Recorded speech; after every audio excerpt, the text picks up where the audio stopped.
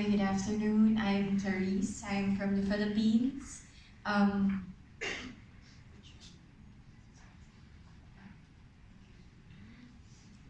Before I start, I would just like to thank KC, Harry, Jerry, Jessica, Joanna, Suli for getting me here, as well as Inko and Kafra. This is my first time at GFN, and I'm a law student. And one of our professors from the school I go to is also here, so I hope I am not being graded for my presentation today. Alright, my presentation, it's purely from a consumer's point of view. So do not expect anything that is technical or something scientific, because my background is definitely not within those lines. Alright, so at the front line, what do consumers need? Before we tackle that, who is a consumer? So, by definition, it's a person who purchases goods and services for personal use. Basically, everyone is a consumer. In this context, we're talking about people who are trying to do the switch from cigarette smoking to vaping, heat not burn, and other safer.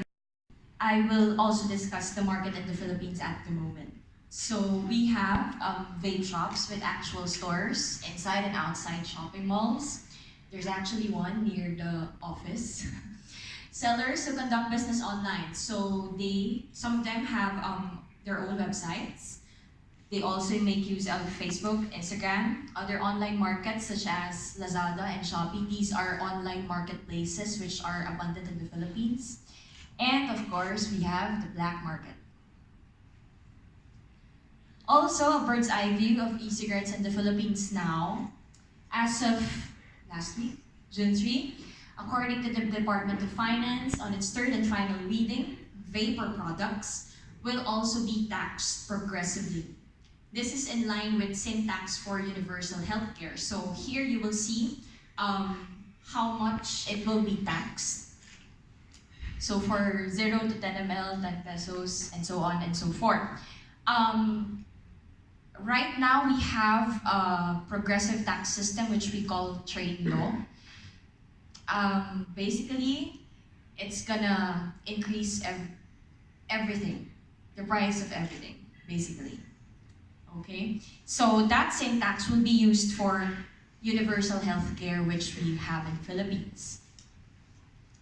Also, the Department of Health maintained its position that e-cigarettes should be treated and regulated no differently than other tobacco products until these alternatives to smoking are proven safe for consumption. So you will see there that there's already an issue because vape products, they shouldn't be categorized as tobacco products. Some senators seek to tax e-cigarettes properly since it helps people wean away from smoking regular cigarettes. Hence, should be taxed lower. This was brought up in the Senate hearing, I think last week or last week. However, the Duterte administration considers a total ban on e-cigarettes according to the Department of Finance. Personally, I do think that the Department of Finance is not exactly at the correct position to say something like that because they are the Department of Finance. It's not the Department of Health. Also, to give you an example, vaping is regulated in Quezon City. It's one of the biggest cities in Manila.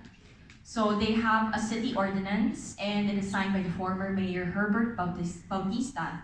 The ordinance prohibits the use of e-cigarettes in certain areas such as places of worship, hospitals, educational facilities intended for minors, and it also prohibits buying and selling to minors. Personally, again, I do think this is a fair regulation because, of course, we do not want to be selling to minors. Places of worship, as much as possible, of course, we would want to respect people's beliefs and traditions. Okay, so what do consumers want? Who are we? People trying to quit smoking? What do we want? Fair regulations. I made use of 3 A's: accessibility, affordability, and availability. This might be familiar to you because this is also used in public healthcare. So accessibility, fair regulations, and not total ban of e-cigarettes, as well as heat-not-burn devices or products. That is a typographical error. Laws including ordinances which aim to help people who are trying to quit smoking not crush their chances at doing so. Fair regulations. Regulations, no problem. Okay, because it's not only through taxation, because we are also trying to look at the safety of people who are trying to quit cigarette smoking. There are some cases in the Philippines which, sadly, there were some accidents because simply the product is not regulated properly. Affordability. Taxes are the lifeblood of the government. I think this is a universal ideology, and they are used to finance basic services such as education, healthcare, as well as infrastructure, all vital to the economy's growth and improvement of the people's lives. So as mentioned earlier, we have same tax to fund universal healthcare in the Philippines. Reasonable tax system and tax implementation so as not to impose a de facto ban on e-cigarettes as well as H&Bs. Affordability will lead to accessibility. Taxation, it's an inherent power of the state in the Philippines. I think it also applies to other countries, though I'm not sure. What I do want to tackle about affordability is that e-cigarettes, such as this one right over here, it's not exactly that affordable, okay? And Philippines is it has one of the most cigarette smokers in the whole world. I think we are at top 15. So, and this number, it does not only speak of people who are in the middle class and upper class. Majority of these smokers come from the lower class. And I do not mean to condescend or to offend anyone, but these are the lowest of the lowest.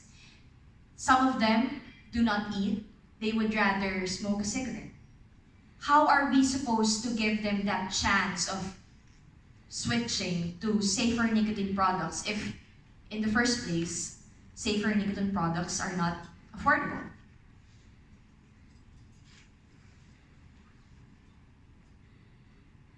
Availability, right to choose, to exercise that right, to act on their choice, and also no to quit or die mentality. I think that has been established for years now. And accessibility will lead to availability.